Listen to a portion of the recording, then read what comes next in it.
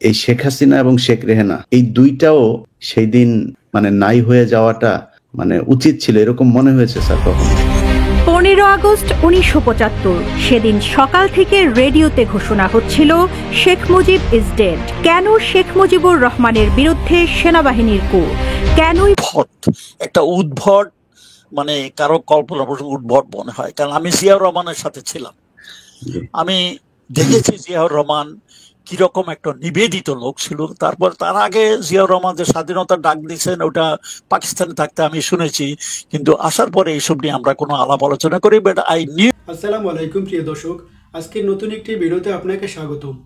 আজকে সারাদিনে ঘটে যাওয়া কিছু গুরুত্বপূর্ণ সর্বশেষ আপডেট খবর নিয়ে হাজির হয়েছি, যেটা ভিডিও শুরুতেই কিছু অংশবিশেষ দেখানো হয়েছে। তাই বলবো না টেনে সম্পূর্ণ ভিডিওটি দেখবেন, তাহলে আজকের বিষয়টি বুঝতে পারবেন। তো চলুন দর্শক, দেরি না করে সম্পূর্ণ ভিডিওটি দেখে আসি। তার আগে আপনাদের কাছে ছোট্ট একটি অনুরোধ, আপনি যদি প্রতি মুহূর্তের আপডেট খবর দেখতে পছন্দ করেন তাহলে আমাদের চ্যানেলটি সাবস্ক্রাইব করে পাশে থাকা বেল বাটনটি অন করে দিবেন, তাহলে প্রতি মুহূর্তের আপডেটের নোটিফিকেশন আপনার কাছে পৌঁছে যাবে। তো চলুন দর্শক, ভিডিওতে একটা লাইক দিয়ে সম্পূর্ণ ভিডিওটি দেখে আসি। এই শেখ হাসিনা এবং শেখ রেহানা এই দুইটাও সেই দিন মানে নাই হয়ে যাওয়াটা মানে উচিত ছিল, এরকম মনে হয়েছে স্যার তখন। 15 আগস্ট 1975 সেদিন সকাল থেকে রেডিওতে ঘোষণা হচ্ছিল শেখ মুজিব ইজ ডেড। কেন শেখ মুজিবুর রহমানের বিরুদ্ধে সেনাবাহিনীর কূ? কেনই বা সপরিবারে হত্যা করা হলো? সাংবাদিক ইলিয়াস হোসেনের লাইভে প্রথমবার মুখ খুললেন বীর মুক্তিযোদ্ধা লেফটেন্যান্ট কর্নেল অবসরপ্রাপ্ত এম রাশেদ চৌধুরী বীর প্রতীক। পরবর্তীতে মুজিব কন্যা শেখ হাসিনা শেখ রেহানার অত্যাচারে অতিষ্ঠ হয়ে তাদের জীবিত ছেড়ে দেওয়া কি সবচেয়ে বড় ভুল ছিল? এমন প্রশ্নেরও উত্তর দিয়েছেন রাশেদ চৌধুরী। শুক্রবার রাতে ইলিয়াস হোসেনের ইউটিউব চ্যানেলে লাইভে যুক্ত হন সাবেক এই সামরিক কর্মকর্তা। এই আলোচনায় তিনি জানান কিভাবে শেখ মুজিব হত্যাকাণ্ডের সঙ্গে তিনি জড়িত ছিলেন। 15 আগস্টের হত্যাকাণ্ড কেন ঘটালেন জানতে চাইলে রাশেদ চৌধুরী বলেন, যুদ্ধের পর দেশের অবস্থা দেখে তারা হতাশ হন।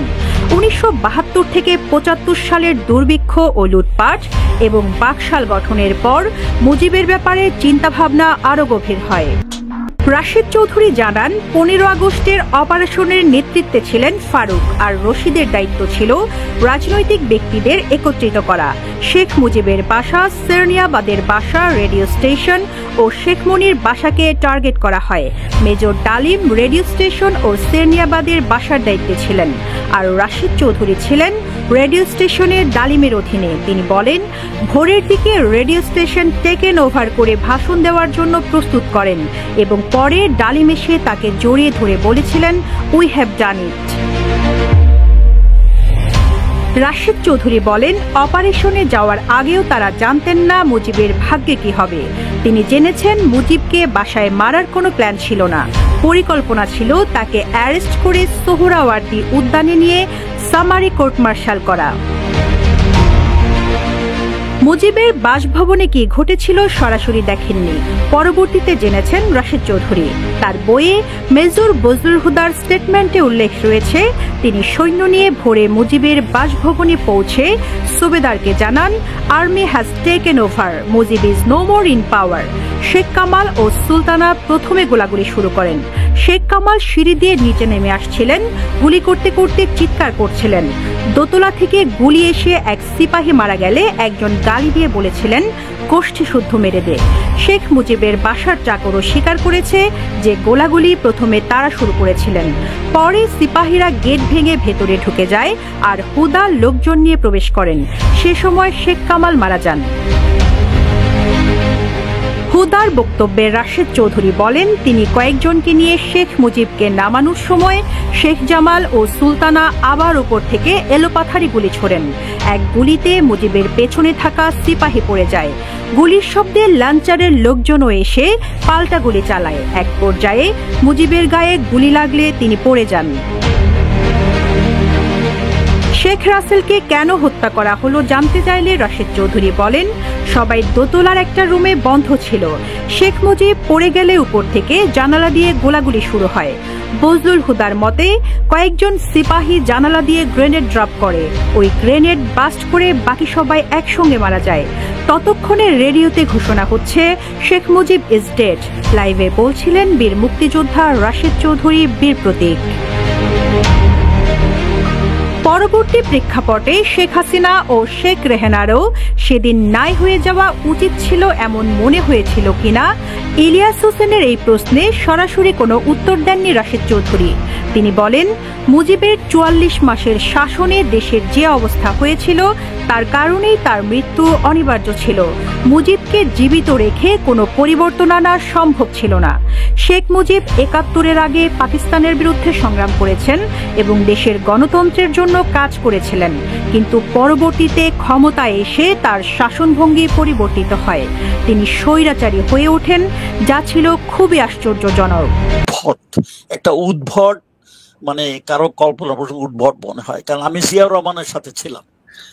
আমি দেখেছি জিয়াউর রহমান কিরকম একটা নিবেদিত লোক ছিল। তারপর তার আগে জিয়াউর রহমান যে স্বাধীনতার ডাক দিয়েছেন ওটা পাকিস্তানে থাকতে আমি শুনেছি, কিন্তু আসার পরে এইসব নিয়ে আমরা কোনো আলাপ আলোচনা করি। বাট আই নিউ যে মানে জিয়াউর রহমান কি ছিলেন। আর জিয়াউর রহমান আরেকটা জিনিস হলো, ওনাকে আমি পিএমএ থেকে দেখেছি। আমি যখন ক্যাডেট ছিলাম হি ওয়াজ অ্যান ইনস্ট্রাক্টর। আমার সরাসরি ইনস্ট্রাক্টর ছিলেন না, কিন্তু অন্য মানে গ্রুপের ইনস্ট্রাক্টর ছিল, বা দেখা সাক্ষাৎ মাঝে মধ্যে হতো এই আর কি, কিন্তু সরাসরি ওনাকে। কিন্তু ওনার গলার আওয়াজ মানে দৃঢ়, ওটা আমি চিনতে পারি। এই জন্যই যখন উনি কথা বলতেছিলেন পরিচিত আওয়াজ শুনে আমি ওই মাসিমপুর ক্যাম্পে দেখতে গেছি, কারণ ওনার আওয়াজ চিনতাম, তখন থেকে ওনাকে জানি।